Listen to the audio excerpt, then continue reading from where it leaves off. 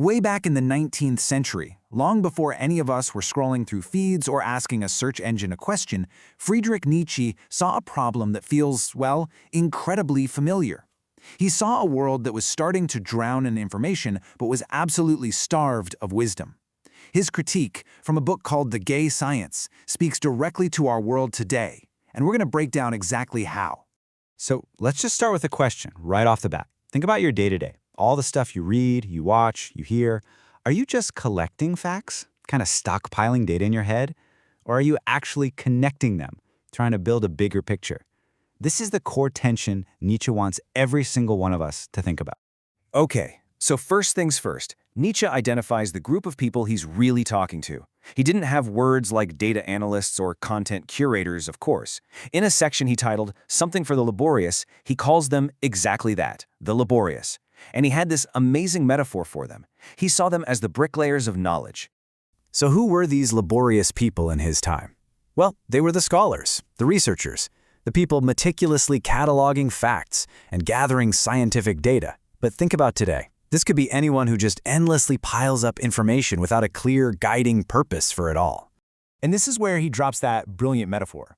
He says, the work these people do is necessary, for sure. I mean, you can't build a house without bricks, right? But he argues that these thinkers are just the bricklayers.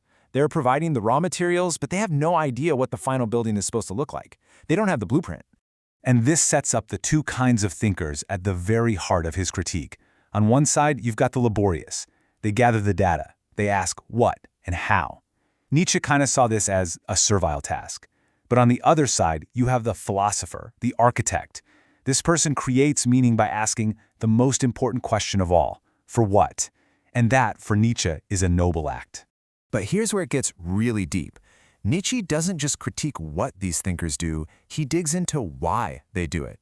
And he suggests that all this constant busyness, it's often just a psychological shield.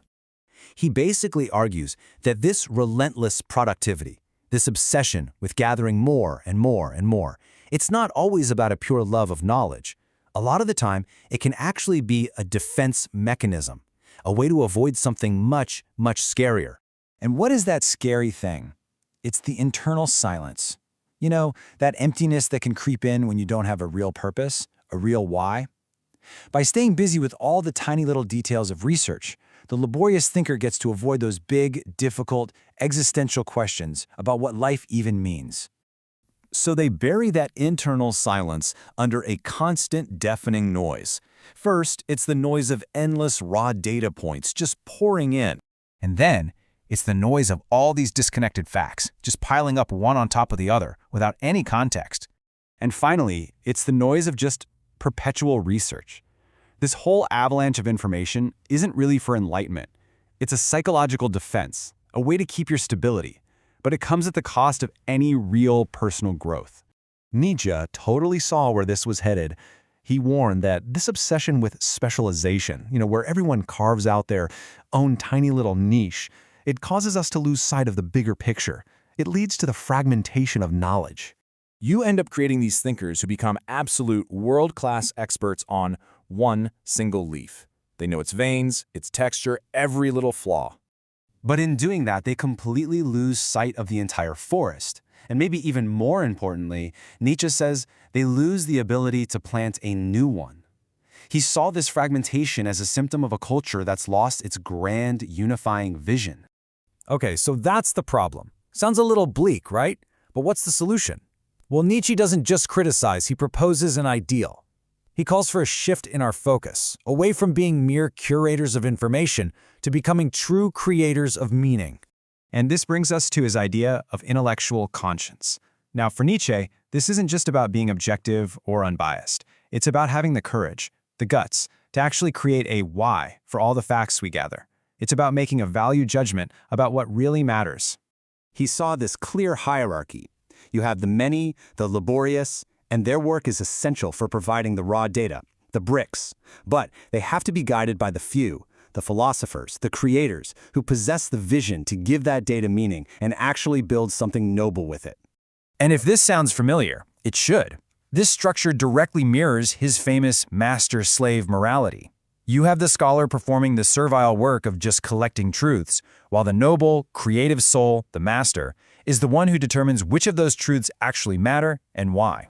And this brings us to the final, and really the most personal part of Nietzsche's challenge. Because he's not just talking about scholars and philosophers from long ago. He's talking to us, right now.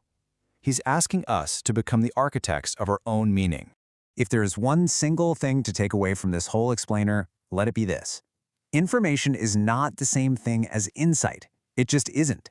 Information is the raw material, insight is what you build with it. The real value isn't in how much you know, but in what you're able to do with that knowledge. This is Nietzsche's ultimate warning, a world that is jam-packed with laborious collectors but has no noble creators. Well, that world is heading for a dead end. It's a world drowning in facts, but achieving no progress, no new purpose. It's just stagnation. And so we end right back where we started, with a question for you. In an age of absolutely infinite information, Nietzsche's challenge is more relevant than it has ever been. So will you be a mere porter, just carrying around other people's truths? Or will you be an architect, and use that knowledge to build a meaning that is truly your own?